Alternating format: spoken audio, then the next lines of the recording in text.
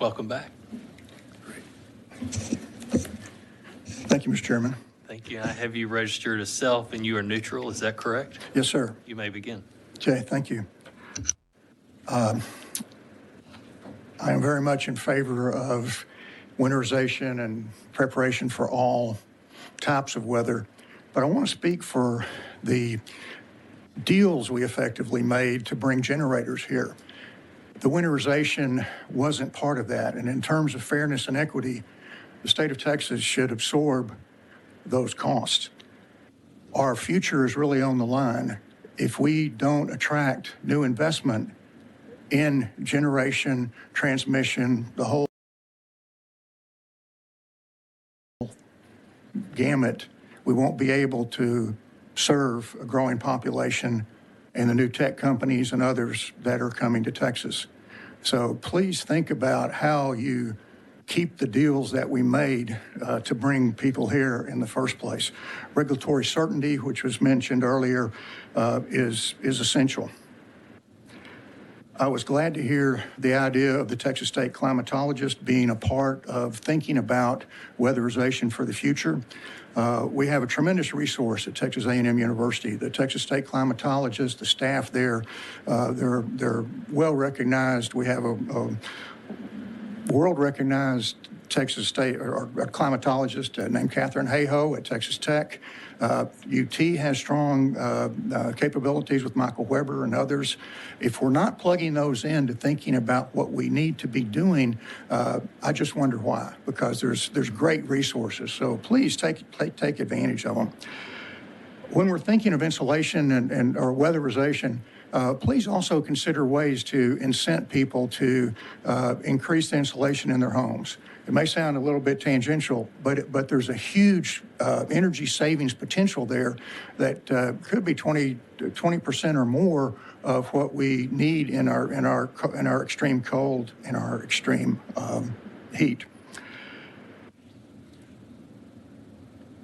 We mentioned a free market and the subsidies for wind and for solar. We've never really had a free market. There have been huge subsidies for fossil fuels.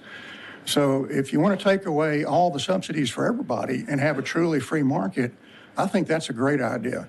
Let's compete, because right now the cost of solar and wind is less than the cost with fossil fuels. So let's make that happen for the good of the citizens. Further, there's been a lack of recognition of the impact of pollution on the health of the citizens of Texas. And I think that Milton Friedman, the conservative economist, said simply we should tax pollution. So there has been no cost to the tax or no tax to the polluters of coal provided and natural gas provided energy. So let's look at that. Let's consider it. I think it's important and only fair to the citizens of Texas. And then one other thought, because this was a wide-ranging discussion. The George Mitchell Foundation, you may know of George Mitchell. He's the man that made fracking work. He's the guy that we really owe the success of the Permian Basin today to, because it was his technology. And now his foundation says the world is decarbonizing. And the George Mitchell Foundation is confident that Texas is uniquely positioned to lead the world in the transition to a carbon-neutral economy.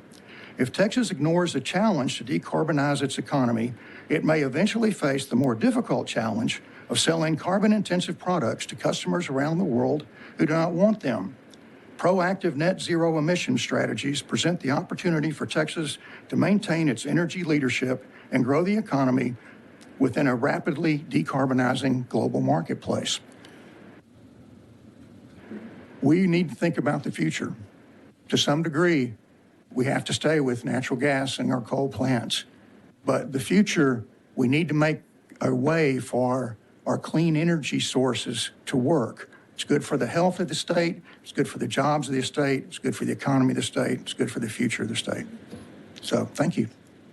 Thank you for your testimony. Representative Howard. Thank you. Thank you for being here. And you mentioned the energy efficiency building. Do you have any information that you would be able to share that would indicate how much of a cost savings there would be if we actually implemented some energy efficient building codes for future building compared to building new generation plants? I've seen data. I did not come prepared for that question, Representative Howard. I'm sorry. I think that's a very important question, though, because there are substantial savings in the amount of utilities that would need to be, or electric power that would need to be produced if we go to new generation requirements. The state of Texas and its building should consider this. I think also electric vehicles. It would be great if the whole state of Texas fleet was just electric vehicles. TERP is doing some work in that direction, but it's not enough. And the installation of additional electric charging stations would also be part of that. So there's a package thinking of improved building efficiency, homeowners giving incentive to increase their personal situation, because a lot of the houses that were built even 30 and 40 years ago do not have effective insulation, and we have to make up for that somehow. So if we can build that into your thinking, I think it would be very helpful to the state. It would lower individual energy bills, and oftentimes people living in old houses are really living in energy poverty. They're really stretched to meet the demand or meet the payments that they have to make. The securitization has added, additional payments to people's personal energy bills. What happened with the Winter Storm Uri has hurt the low-end income people in our state tremendously. And we need to be thinking about how we take care of them, how we provide for them, and also provide for their health. I mean, if you live downwind of a coal-fired plant today, you probably have a 3-year shorter life expectancy. So we need to think about those things. That would be taking care of your constituents. So a more holistic approach, if you will, to thinking about all of the above instead of just focusing on certain areas, that there's a lot we need to be considering. Oh, I think holistic's a great term for it, because how can we produce clean energy? How can we be reliable?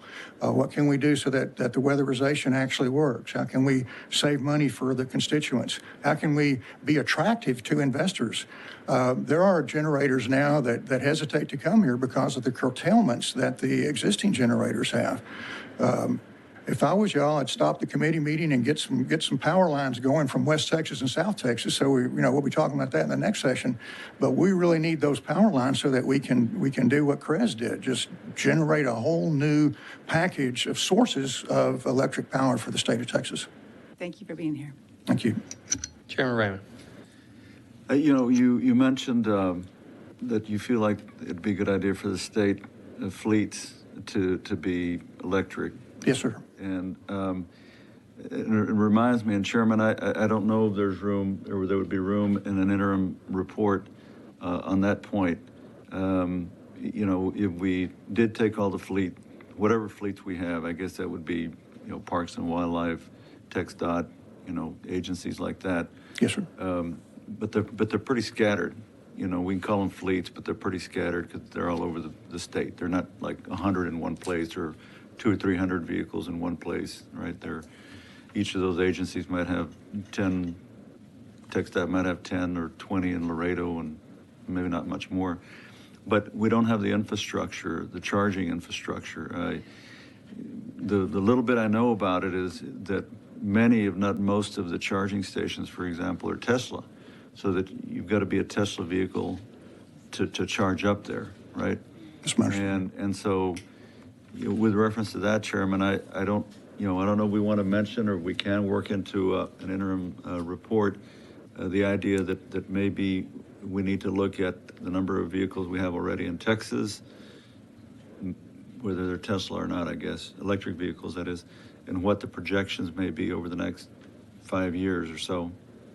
And my guess is you're going to see that we're really, really far behind in terms of charging stations, and whether we need to look at helping build that infrastructure, or maybe putting up some relatively small amount of money, but that could be impactful if, for example, in my mind, we put up some money and say the counties and cities, match 50-50. You all put 50%, we'll put 50%, because most of these vehicles anyway are going to be in the more populated areas where you have county government, city government, and so forth. Yes, sir. And where they probably make more sense, Houston, Dallas, at least for now, right? Yes. In terms of the highways, that's sort of another issue, I guess. But I don't know, Chairman, if we're delving into that arena at all, where we could mention. If not, I'm certainly going to throw it out there and try to talk to other members about whether we want to look at putting some money into helping start build that charging infrastructure.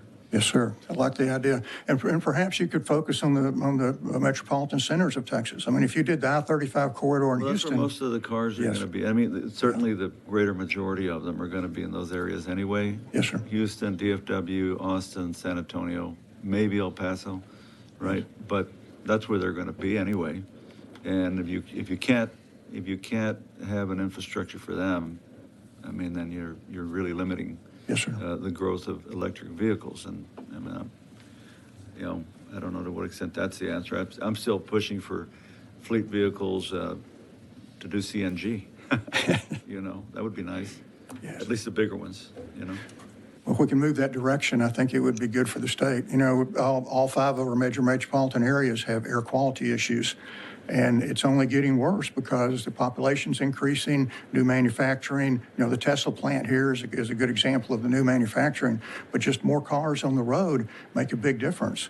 So whatever you could do to clean up the pollution from the coal plants, since we're talking about energy production, the coal plants are the largest pollution sources in the state. And I'm sorry I don't know this either, but do we know if the Texas coal plants are largely low sulfur coal, or are they?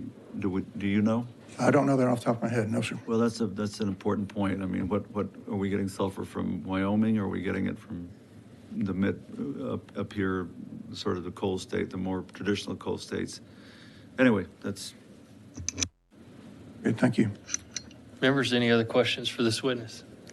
All right, thank you for being here today. Thank you, Mr. Chairman.